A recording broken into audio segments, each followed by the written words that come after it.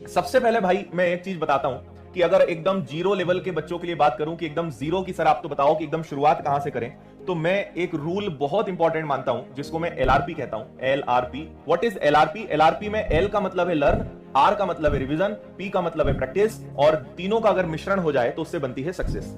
अब आप समझिए कि मैंने अपने 15-18 साल के अनुभव के आधार पे मैंने सोचा कि यार अगर मुझसे कोई पूछे कि सर 18 साल का आपका जो अनुभव है, आपने जो 12-12 सरकारी नौकरियां ली और आपने आज तक लाखों विद्यार्थियों की जो सरकारी नौकरी लगवा दी, अगर इस पूरे अनुभव को एक लाइन में लिखना हो तो आप क्या लिखोगे? ये सवाल मैंने अपने आप से किया तो मुझे उत्तर ये मिला। मैंने बहुत विचार करके करा कि यार अगर कोई मुझसे पूछेगा 18 साल के अनुभव को एक लाइन में लिखो तो मैं ये लिखूंगा।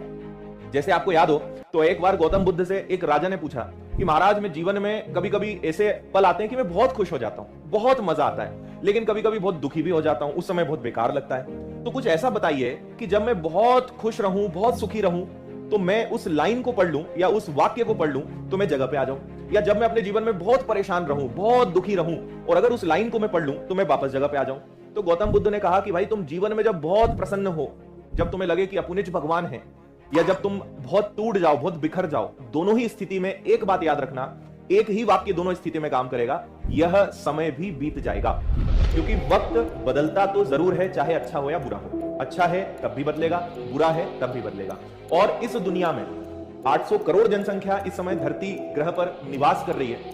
एक इंसान, एक प्राणी आप मुझे नहीं बता सकते जिसके जीवन में तकलीफ ना हो। एक इंसान आप मेरे सामने नहीं ला सकते जिसके जीवन में तकलीफ ना हो। कोई है ही नहीं, ना कोई ऐसा था, ना कोई है, ना कोई रहेगा।